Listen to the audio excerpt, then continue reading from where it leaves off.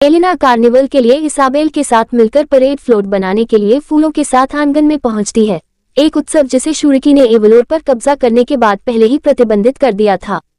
जैसे ही वह प्रवेश करती है, एस्टेबन फीनिक्स की चोंच पहनकर बाहर कूदकर उसे आश्चर्यचकित कर देता है जिसे वे फ्लोट पर रख रहे थे। एलिना अपने चचेरे भाई को इतने अच्छे मूड में देखकर खुश होती है और इस पर टिप्पणी करती है। जैसे ही एस्टेबन उसे उसके द्वारा गिराए गए फूलों को उठाने में मदद करता है, एलिना 41 साल पहले कार्निवल के बारे में याद करती है। एस्टेबन टिप्पणी करता है कि शुरिकी के शासन से पहले उसकी आखिरी सुखद यादों में से एक एलिना और उसकी मां के साथ परेड में सवार होना था। एलिना कहती है कि वह नई सुखद यादें बनाने के लिए कार्निवल को वापस ला रही है। जैसे ही वे फ्लोट बनाना जारी रखते हैं, इसाबेल एस्टेबन के चुटकुलों से हैरान हो जाती है क्योंकि वह हमेशा बहुत गंभीर रहता है। उसकी खुशी से प्रेरित होकर एलिना एस्टेबन से पूछती है कि क्या वह कार्निवल का राजा बनना चाहेगा। एस्टेबन ने विनम्रता से प्रस्ताव को अस्वीकार कर दिया। ये सुनिश्चित नहीं था कि वह इस तरह के सम्मान के योग्य है या नहीं। आर्मेंडो अचानक फीनिक्स चोंच को एस्टेबन के सिर पर गिरा देता है। जब एस्टेबन चोंच खोलता है तो उसका स्वागत विक्टर डेल्गाडो द्वारा किया जाता है, जो उसका बचपन का दोस्त है और अपनी बेटी काला के साथ महल के मैदान में प्रवेश करता है। विक्टर एस्टेबन को अपने पुराने उपनाम एल सेगुंडो से चिढ़ाता है और फिर उसे गले लगाता है और एक व्यंग्यात्मक टिप्पणी करता है जिसे केवल एस्टेबन ही सुन सकता है, जो एस्टेबन ने उसके साथ 41 साल पहले किया था। विक्टर फ्लोरेस परिवार को अपना फिर से परिचय देता है जो उसे याद नहीं कर पाते हैं। अपने बचपन के दौरान विक्टर ने महल में समय बिताया, जबकि उसके पिता राजा राउल और रानी लूसिया के कोषाध्यक्ष के रूप में काम करते थे। वे उसे याद करते हैं और प्यार से उसका अभिवादन करते हैं। जब विक्टर फ्रांसिस्को को गले लगाता है तो एस्टेबन टिप्पणी करता है कि विक्टर ने उसके दादा को चुरा लिया था। बातचीत। फ्रांसिस्को और लुइसा हंसते हैं, ये याद करते हुए कि कैसे विक्टर और एस्टेबन हमेशा अपनी हाथ की सफाई करके उन चीजों को पाने की कोशिश करते थे जो उनकी नहीं थी। विक्टर ब्रोच लौटाता है और बताता है कि पिछले 41 सालों से वह कहीं और रह रहा था जब से शुरिकी ने उन्हें अवलोर से बाहर निकाल दिया था। अब वह दावा करता है कि वह काला को दिखाने के लिए लौटा है कि वह कहाँ बड़ा हुआ और दशकों में पहला कार्निवल मनाना चाहता है।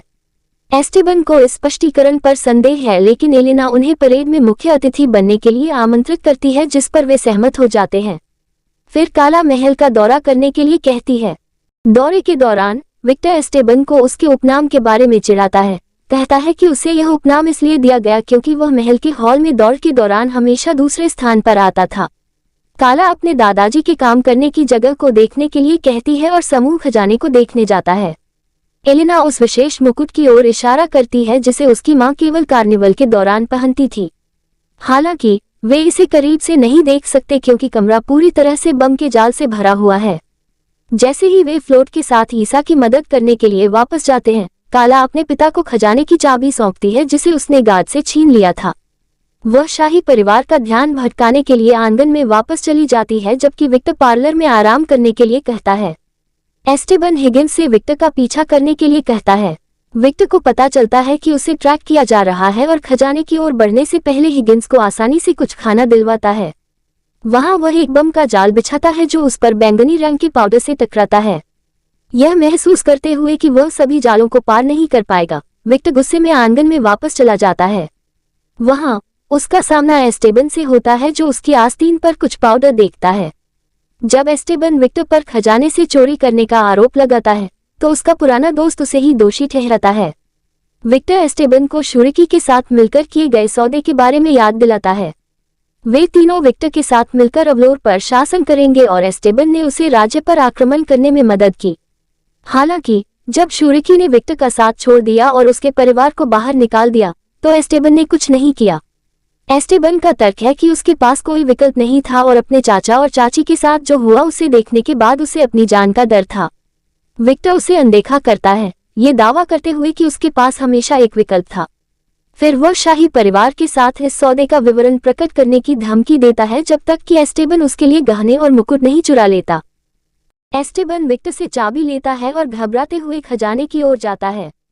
जैसे ही वह बिना किसी परेशानी के जाल से बचता है, उसे गहने चुराने की चिंता होती है, लेकिन वह फैसला करता है कि यह उसके परिवार को यह बताने से बेहतर होगा कि वह शुरिकी के आक्रमण के लिए जिम्मेदार था। एक किशोर के रूप में एस्टेबन को ये समझ में नहीं आया कि उसका परिवार उससे कितना प्यार करता है, लेकिन अब उसे लगता है कि उसे अपने रहस्य की रक्षा के लिए चोरी करनी चाहिए क्योंकि इससे उसका परिवार टूट जाएगा। एस्टेबन का दावा है कि अपने परिवार को चोट पहुंचाना कुछ ऐसा है जो वह फिर कभी नहीं कर सकता।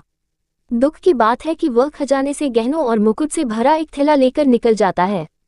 जब वह निकलता है तो उसे एलेना रोकती है जो मुकुट देखती है। एस्टेबन जल्दी से झूठ बोलता है और कहता है कि वह उसे पहनने के लिए लाया था और बाकी गहने परिवार के लिए हैं ताकि वे खुद को अलग थलग महसूस न करें। एलेना मुकुट पहनती है और एस्टेबन ये देखकर हैरान रह जाता है कि वह उसमें अपनी मां की तरह कितनी दिखती है। एलेना उसके गाल पर चूमती है और परिवार को गहनों का थैला देने से पहले उसे धन्यवाद देती है। आंगन में काला देखती है कि एलेना के पास गहने हैं और वह उन्हें परिवार को सौंप रही है। विक्टर एस्टेबन से भिड़ जाता है और उसे गहने उतारने के लिए अपनी चालाकी का इस्तेमाल करने को कहता है, जबकि वह एक मोड़ बनाता है। फ्लोट में रहते हुए विक्टर घोड़ों को शहर के बीच से दौड़ाता है, जिससे परिवार अपनी सीटों पर इधर उधर मचलने लगता है। एस्टेबन अपने परिवार की मदद करता है। इस प्रक्रिया में चुपके से गहनों को खिसका देता है। हालांकि एलेना चोंच को फिर से ढीला होते हुए देखती है और फीनिक्स की गर्दन पर चढ़ जाती है। एस्टेबन विक्टर को बताता है कि वह पूरे परिवार को देखते हुए टियारा नहीं ले जा सकता है और काला फ्लोट से सीटें खोल देती है, जिससे फ्रांसिस्को, लुइसा और इसाबेल पार्क में गिर जाते हैं। काला एलेना का पीछा करती है, जो अब उनकी योजना को समझ जाती है। फीनिक्स की गर्दन पर चढ़ जाती है। एस्टेबन विक्टर को समझाने की कोशिश करता है कि वह जो कुछ भी उसके पास है उसे लेकर ही चला जाए, लेकिन विक्टर का दावा है कि टियारा ही एकमात्र ऐसा टुकड़ा है जो मायने रखता है। एस्टेबन घोड़ों की लगाम थाम लेता है और फ्लोट को रोक देता है। विक्टर एस्टेबन को फिर से धमकाता है और उससे कहता है कि वह एलेना को शुरिकी और सौदे के बारे में सब कुछ बता देगा।